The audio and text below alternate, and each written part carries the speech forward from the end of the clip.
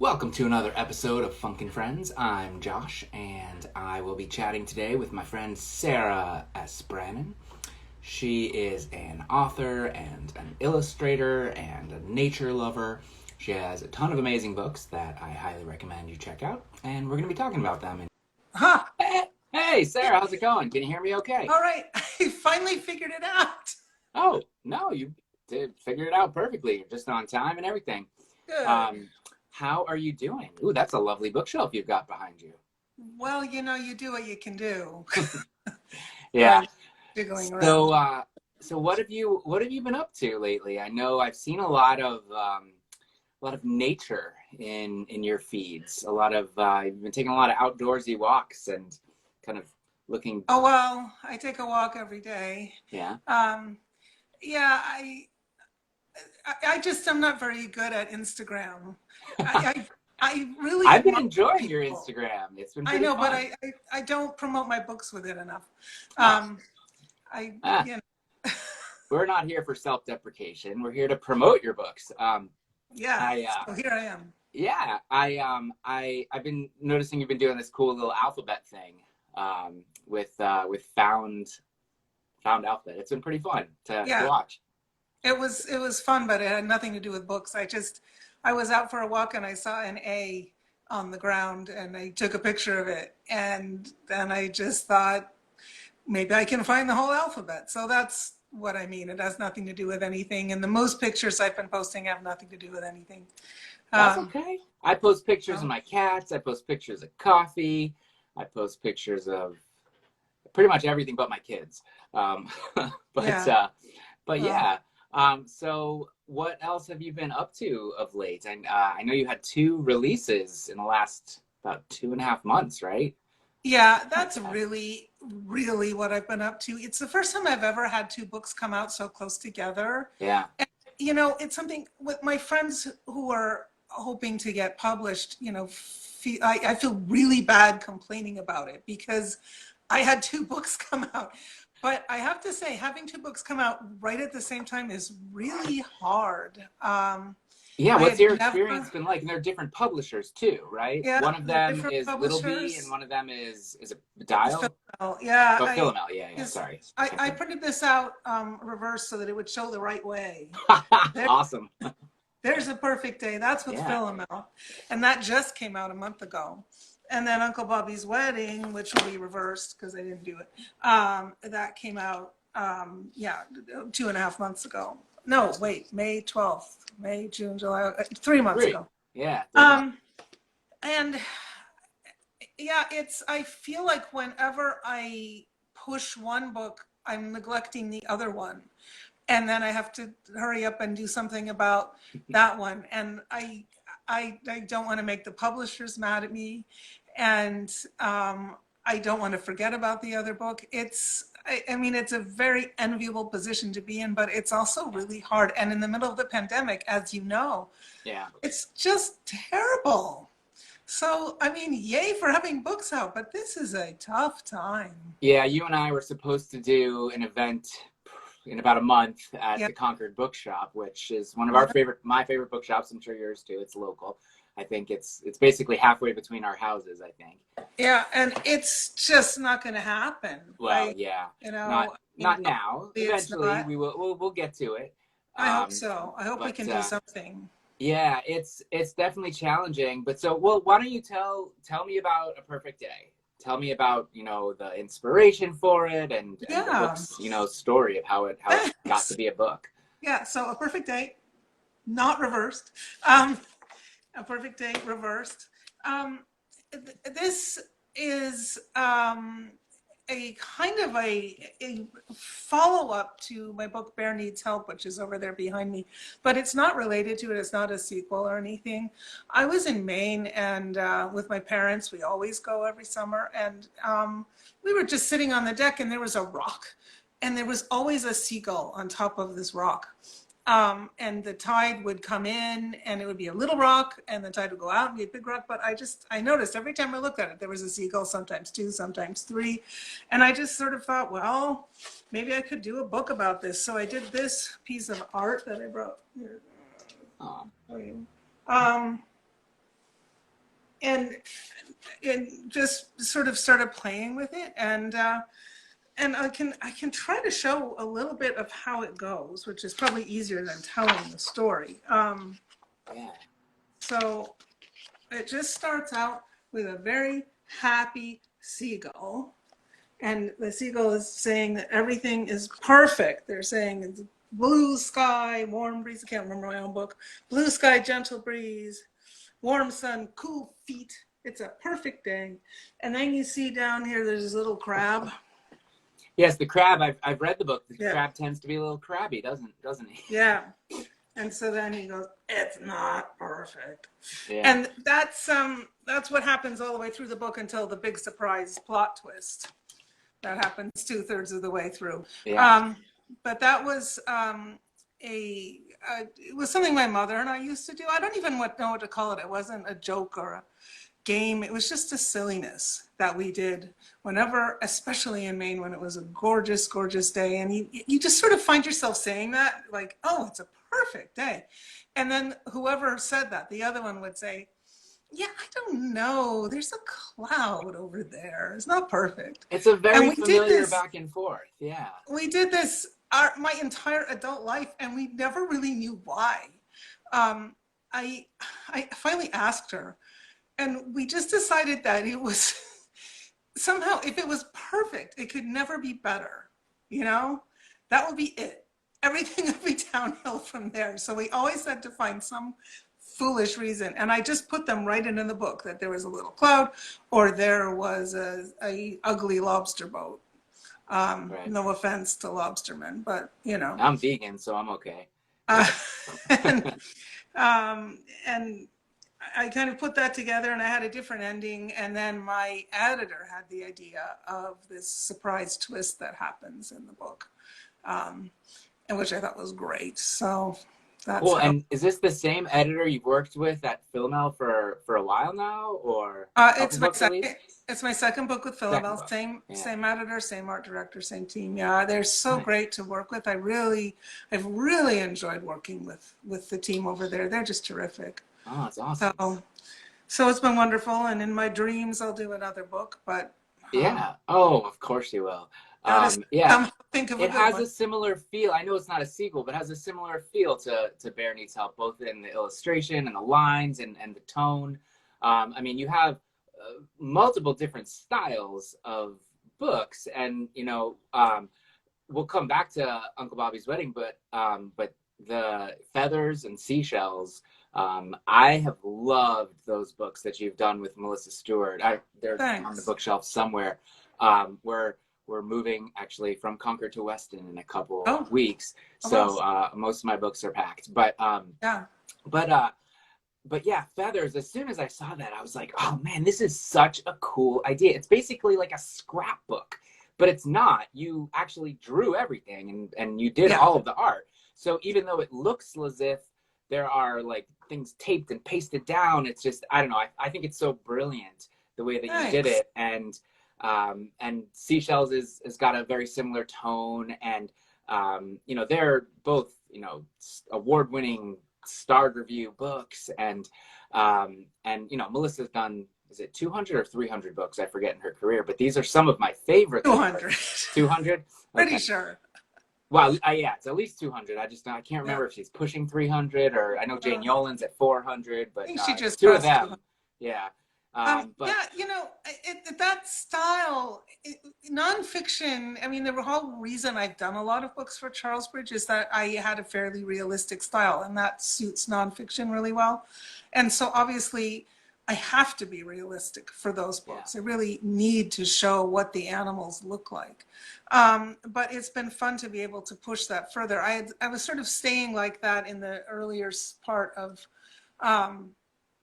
my fiction books, but I finally thought it would be fun to move into other directions and try other things. So I've been able to have some fun with that. So have you changed mediums at all? Like, did you used to do you do things digitally, or do you do things? It's all watercolor. It's all watercolor on paper with brushes. I don't work digitally at all. So it means that I can't really have mistakes. And that was very tense at first, and now I just feel comfortable with it. I don't know. So you have to But be perfect, is what you're saying. yeah, Perfect is a but big theme in your art. I brought these little, this screen keeps trying to go dark. I wish it would not do that. Oh, geez, I'm so Um, sorry. Yeah. uh, um, these are color studies where I laid out the whole book in miniature just to kind of see the color story.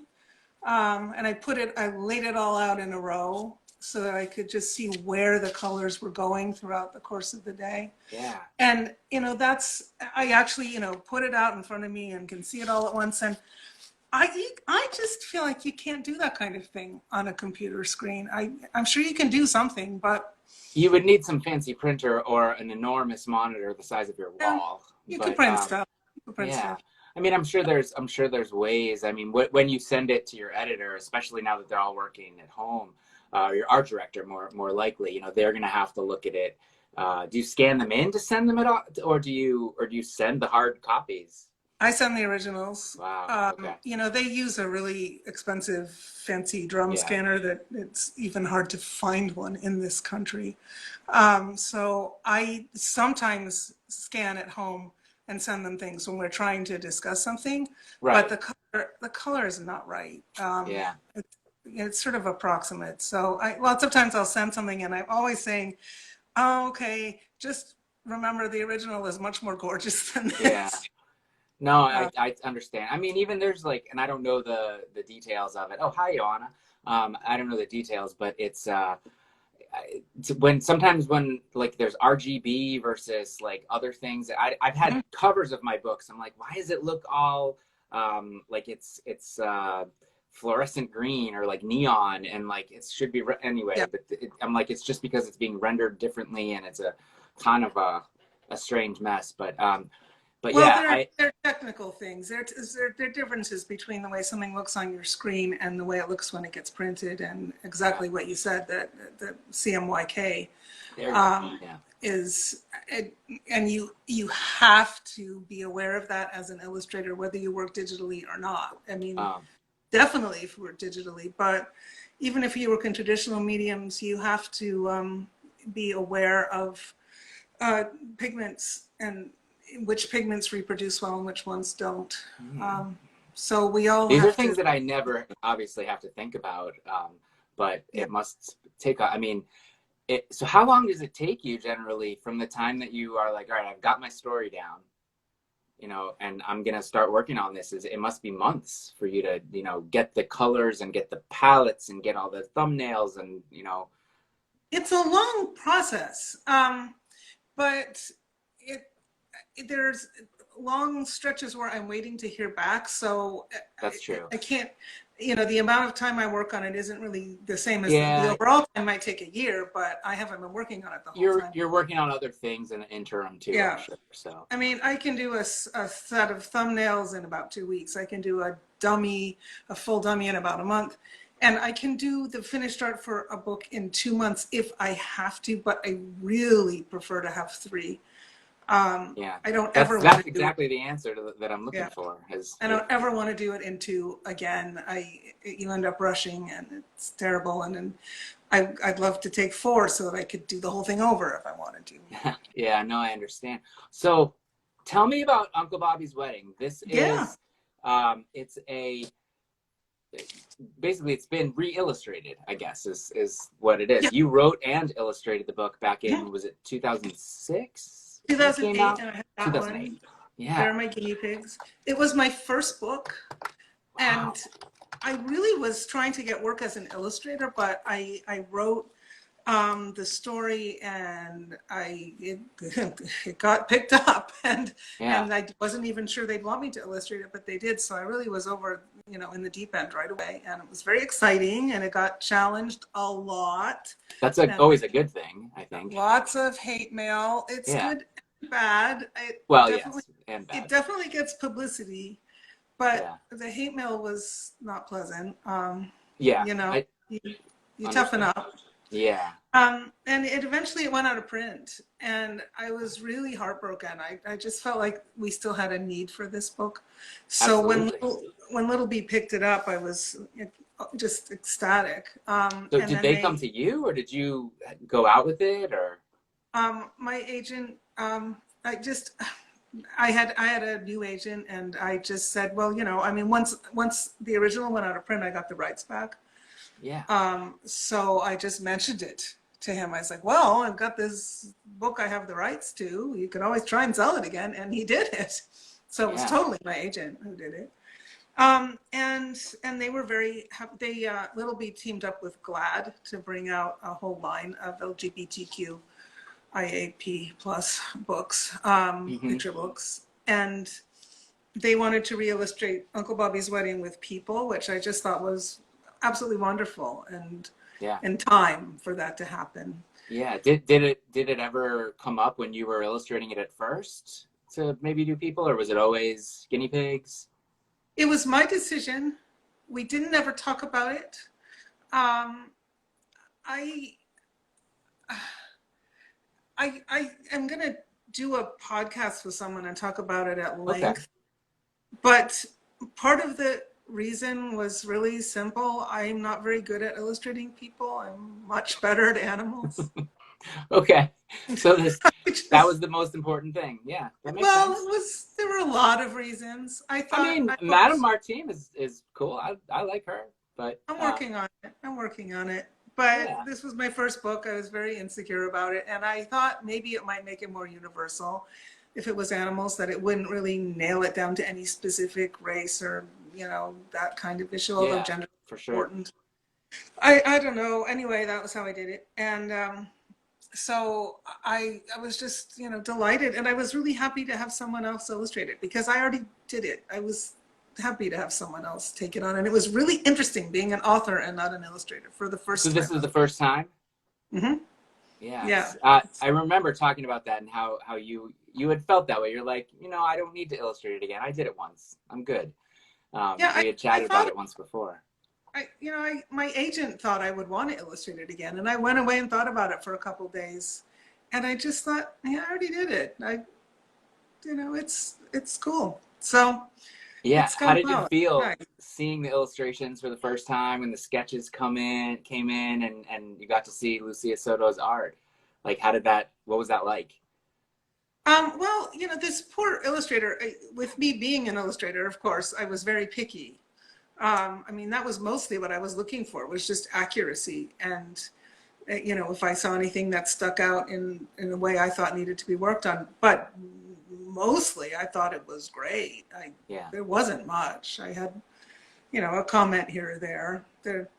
I, there's a scene with a boat at the dock, and I thought the boat looked as if it was sinking by the stern. And it turned out Okay. she didn't know anything about boats. So I I mean, spent some that's good because if you didn't catch that, then Kirkus would have. So, I mean, right.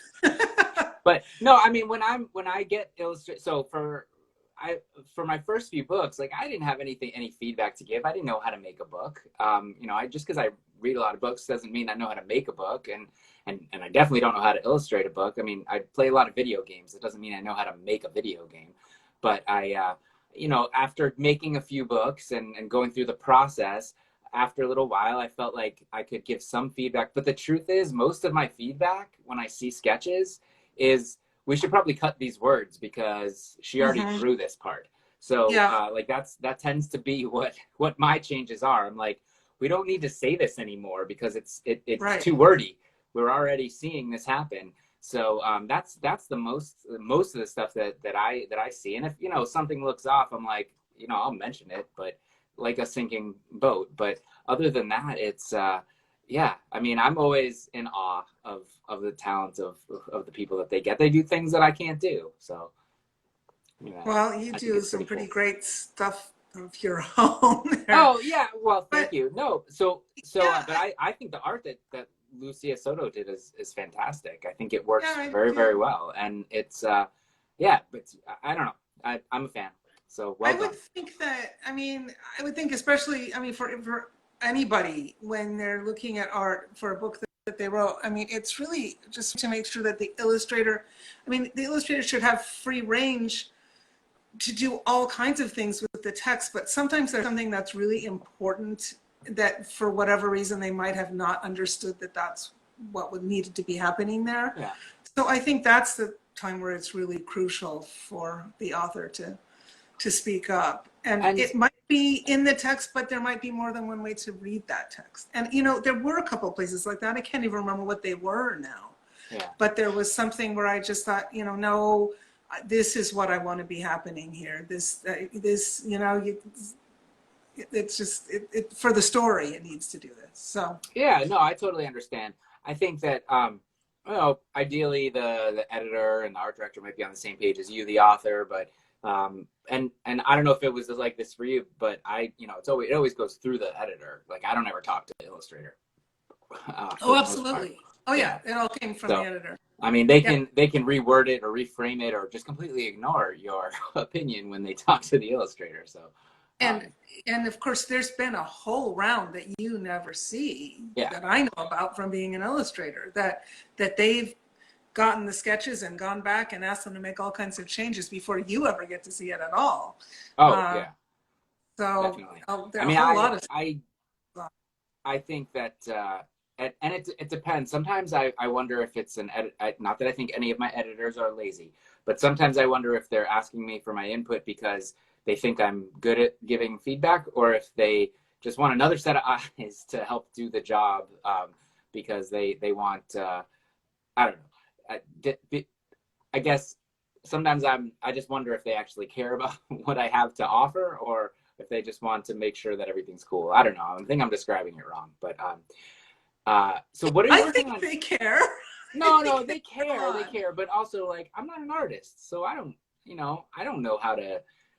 I always tell authors who aren't illustrators, you know, if you really care that much about what the art looks like, you should have learned to draw better and do it yourself, because you know, you're not the artist. It's the artist's job. It's half, or I mean, it's more than half of the book is the art, because, you know, I can write 500 words while sitting on the toilet. You take 2 to 4 months to do and that's just the final art. I mean, I guess that's kind of what I'm getting. You draw 40 full paintings, you know, for a book, whereas I wrote, you know, 400 characters. I mean, I write 40 sentences. That's the difference. So anyway, having done both, I will say, yes, it is a lot more work to illustrate a book than it is to write one. It really is. Yes, it is. Yes, we do work hard. I have books that have gone through 53 drafts. Definitely, you put a lot of work into the writing, but the illustration takes a lot of hours. Oh yeah, definitely. Yeah, it's really interesting. I've been on both sides and in the middle doing both of my own. I feel lucky to have had that. Yeah, that's pretty cool. Are you writing anything else that you don't want to illustrate? Have you been doing any of that? Well, I'm working on a novel that I think we're not ready to talk about, but and it had a big delay because of personal reasons. But it's really gotten back in my head again now, all of a sudden. A middle grade novel. So hopefully someday. I've tried to write some middle grade at times, and I don't know. I just can't write anything that has more than like 500 words at a time. It just doesn't work for me. I actually took at the Writer's Loft, Aaron Dion had a novel writing class, and I took it along with my daughter, just something to do this summer while we're all stuck at home. And I thought, you know, I have ideas for things. I just don't have the butt in chair, you know, thing that Jane Yolen says you have to actually write a whole novel. And, but yeah, so, I mean, I took the class and I took a lot of notes, and it was kind of like when I had piano lessons as a kid. I would pretty much only practice during the lesson, not in between lessons. So it was very much the same. Are you working on more picture books? I mean, a lot of these questions I know the answer to, by the way, but I want you to share with everyone else. I know. Yeah, well, I found this whole pandemic really, really challenging. It's been hard to concentrate. I don't know why. My life isn't really that different, and it's not so bad compared to most people, but I have 4 or 5 picture books, each of which I really think has potential. And I'm having trouble just getting to that point where you're into it, it's the one, and really, really attacking it. I find I keep shifting from one to the other, and so it's been tough. I think you're not alone. You're not alone. Yeah. There's a lot of us Yeah. going through that, and I mean, if you're on social media at all, especially Facebook, where people are a little more open and honest in the writing world, at least, not with their political ads, but I think that we feel, a lot of people are feeling like I haven't written very much new and interesting, especially that's completed, in a while. So Yeah. but yeah, and I worked from home beforehand. It's basically been one elongated summer, with the kids are home just like they would be in any other summer. My wife's a teacher, so she's been teaching from home, just like she would have been probably teaching and taking classes over the summer. But it's essentially been that, not that different. You work from home as it is, right? So I know. I'm kind of mad at myself. Because here I've had this opportunity. I've been wanting to really have the time to develop new projects, and I am not taking advantage of it. I mean, for quite a long time, I didn't work at all. I mean, I did some things, but I wasn't really working on new projects, and now I am. So. Oh, that's good. Yeah, I think progress.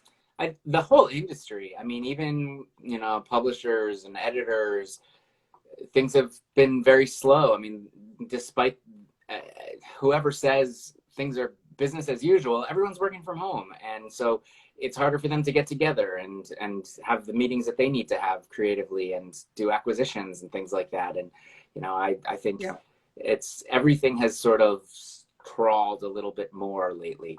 And some books have got bumped and yours didn't, which means hopefully they have a longer shelf life because others aren't kind of filling up the shelves.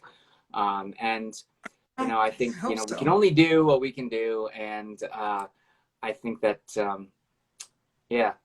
there's not much other than keep creating. That's the best we can do, is to keep creating. And I wish I could tell you I was working on a really, really exciting book, and I'm so thrilled about it, and it was going to be awesome. I hope that will happen. Well, I know you have another book with Melissa. Is that right? Is there one that I read about at one point? Yeah, that one's done. And okay. I did have some work on. I was working on that when the shutdown started, so that was great because that actual concrete, definite work to do was perfect. And that comes out, I don't even know the date, March maybe next year. But it's finished. It's finished. It's called Summertime Sleepers, and it's about estivation. I mean, it's another nonfiction book, but it's not a companion book to Feathers or Seashells. It's a standalone. And it's just about animals that sort of sleep through the hot weather in different ways. Yeah. Similar to hibernation. When it got announced. I remember when it got announced. At first I thought it would be a similar type. It's very interesting. But yeah. So. Well, it's not dissimilar because we toyed around with the idea of doing it in a completely different way, but we did end up with some similarity to this same kind of layered images where you have a main picture, but then there's something else on top of it, has as if there was something lying on top of the page, because all of Melissa's books have layers and layers of information in them, and it's sort of tricky to figure out how to present that visually. So we tried other things, and we ended up sort of going back to our comfort place, and we're all very happy with how it turned out. But it's awesome. It's still so far away. They haven't even completed the cover yet. Oh, nice. So you must. We're close. I guess it's the designer, but yeah. But the book, the art director is still designing the cover, so it's a long off. So cool. Yeah, that'll be good. Yeah, exciting. So I have a hat here that has random questions in it, and I like to Sorry. ask random questions to all of my guests that have nothing to do, well, I probably missed what nothing you to said. do with children's literature, and so we get to know you a little bit better. And let's see, what is your Oh, okay. favorite Beatles song? Okay.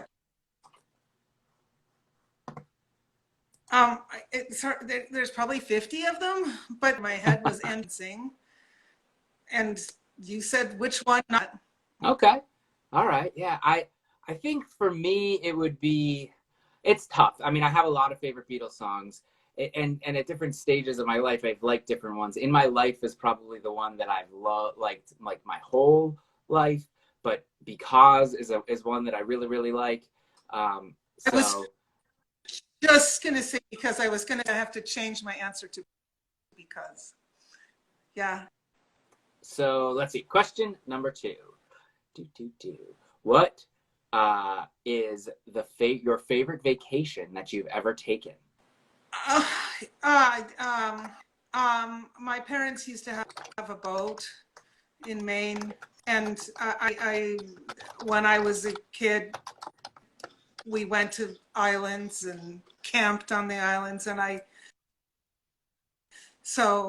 mid-coast Maine, Penobscot Bay, the Oh, islands of Merchant Row, what kind of stuff did you do favorite out place. there? Well, just being on the ocean, we dug clams, we walked to the top of the island, I looked at creatures in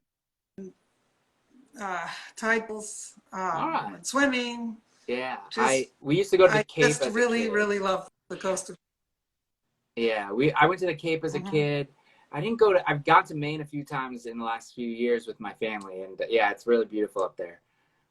We went to is it York and areas near there, not too far up, but it was super fun. Uh-huh. So I always liked going out there. Yeah. Well, always we always went far. Yeah, you can go up, Yeah. many many hours driving up there, and you're still in Maine. So it's okay. I was just going to ask you what your favorite vacation was. Oh, my favorite vacation. I mean, I love going to Disney World. If I could go there for like, I don't think I've ever gone there as long as I really want to go there. Like, you need like 8 days because you need like 3 days to do nothing, but still be there to like rest and recuperate in between.